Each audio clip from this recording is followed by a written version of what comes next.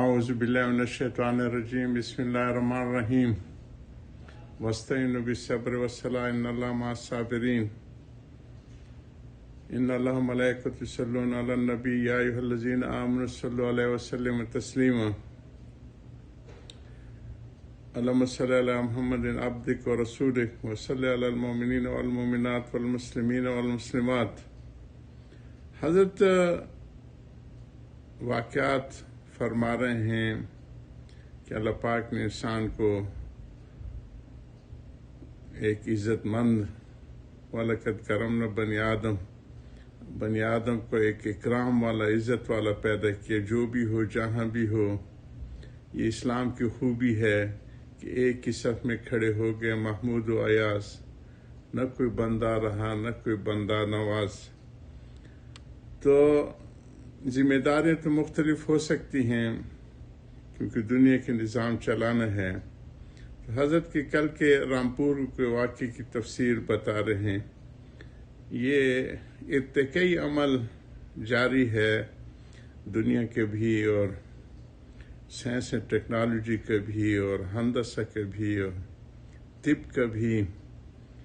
شروع کے زمانے کی چیزیں بہت مختلف تھیں، اب بہت ترقی یافتہ ہو گئی ہیں۔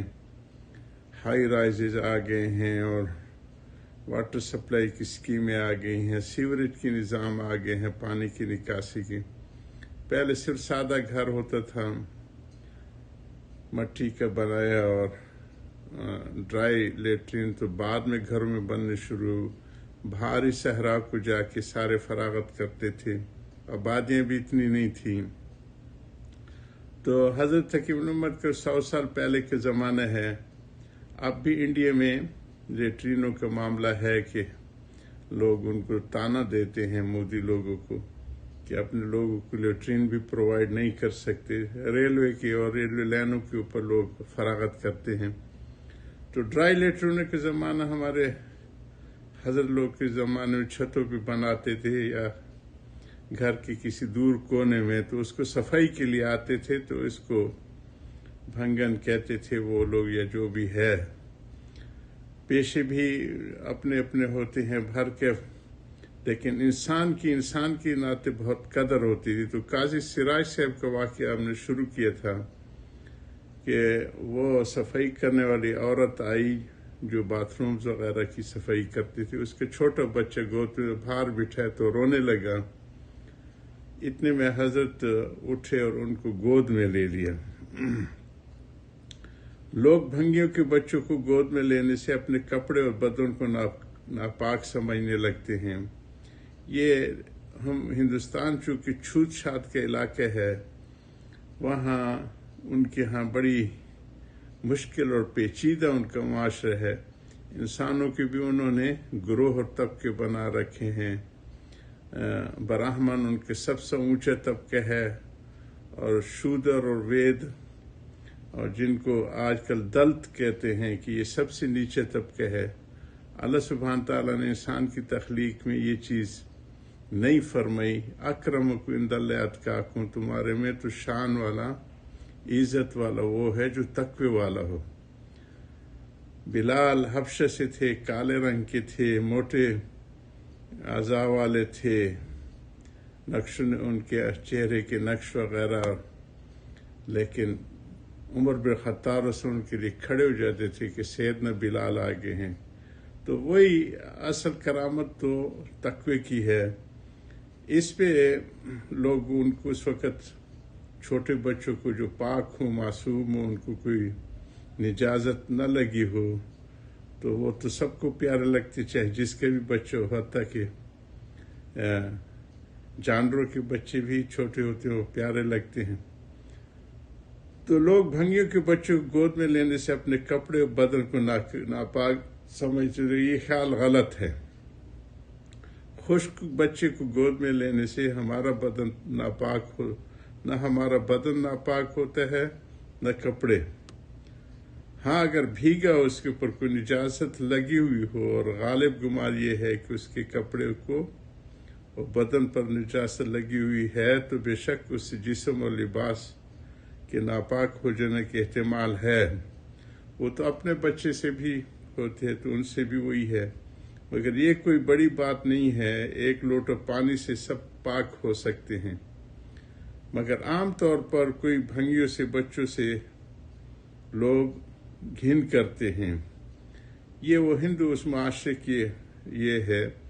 ہمارے شیخ معین الدین چشتی رحمہ اللہ کو سلطان الہند بھی کہا جاتا ہے اور غریب نواز بھی کہا جاتا ہے۔ یہ ان کی غریب پرور ہونے کی وجہ سے کہ یہ لوگ جو نچلی ذات جن کے ہاں جو شودر اور اس قسم کے ہیں، ان کو اپنے ہاں پانی بھی نہیں پینے دیتے، اور جہاں چلے جائیں وہاں بیٹھے اٹھے اس کو بھی ناپاک سمجھتے ہیں۔ اس کی حضرت نے ایک سفر میں ان کی دلی سے کلکتہ تک کا جو ہوا ہے 90 لاکھ آدمی مسلمان ہوئے، ان کی یہ مہمان نوازی، اور اس لیے غریب لوگوں کو نوازنے کا جو تھا ان کا دسترخوان اب بھی جو ان کی خادم ہیں، جو ان کے آس پاس جو بدعت ہو رہی اس سے ہٹ کے، یعنی کئی 300 من تو روزانہ ان کی وہاں جو ان کے ہاں اب بھی وہ خیرات ہوتی ہے، لوگوں کو وہ تقسیم کرتے ہیں۔ تو وہ حضرت کا اس زمانے سے جب یہ سفر ہوتا تھا تو خادم خدام اور ان کے سالکین یہ حضرت سے سیکھنے کے لیے معرفت الہیہ تو وہ ساتھ ہوتے تھے، اور جہاں بھی قیام فرمایا وہاں یہ انسانی ضروریات لگی ہوئی ہیں، کھانا پینا ہے تو اس کے کرتے تھے۔ تو آس پاس جو دیہاتوں میں جو لوگ ہوتے تھے ان کو بھی بلا کے کھلاتے تھے۔ مشہور ہے کہ حضرت کا دسترخوان دور تک پھیلا ہوا ہوتا تھا، اس لیے حضرت کا یہ جو خاص ان کو لقب پڑا ہے غریب نواز کا، تو وہ حیران ہوتے تھے کہ ہمیں تو لوگ اپنے گلیوں میں نہیں چھوڑتے، اپنے پانی نہیں پینے دیتے، اور یہ اپنے ساتھ بٹھا کے کھلاتے ہیں۔ اس سے 90 لاکھ آدمی ان کے ہاتھ پہ مسلمان بھی ہوا، اور ہمارے کسی ناسمجھ لوگ نے بمبئی میں جا کے بس شرک و معاذ اللہ حضرت کی گستاخی، شرک علیحدہ چیز ہے، اہل اللہ کی شان اپنے مقام ہے، تو وہ زیادہ کچھ بڑھ گئے تو ہندوؤں نے شکایت کی بمبئی میں کہ یہ تو سلطان الہند کو گالی دیتے ہیں، تو پکڑ لیا تھا۔ بعد میں بڑی مشکل سے وہاں سے اس کی جان خلاصی ہوئی، تو اور علاقوں میں بھی پھر اس پہ پابندی لگی کہ آپ نہ بولا کرو، کیونکہ جو علاقوں سے آپ جاتے ہیں ان کی بھی بدنامی ہوتی ہے۔ تو سلطان الہند واقعتاً اور ایک انگریز نے لکھا ہے کہ ہم نے ایسی قبر وہاں پہ دیکھی کہ جو سارے ہندوستان پہ حکمرانی کر رہی ہے۔ یہ حکمرانی ہی تو ہے کہ کسی نے ناسمجھی کی وجہ سے بھی اس کی گستاخی کی، تو غیر مسلم ہندو نے بمبئی میں تھانے میں رپورٹ کی کہ تو سلطان ہند کی گستاخی کرنے ہمارے ملک آیا ہوا ہے۔ باہر کے ہفتے یہ ہمارے مسلمانوں میں یہ چیز نہیں ہے، یہ پتہ نہیں چلتا کہ بادشاہ کھڑا ہے، ایک ہی صف میں کھڑے ہو گئے، محمود و ایاز، نہ کوئی بندہ رہا نہ کوئی بندہ نواز۔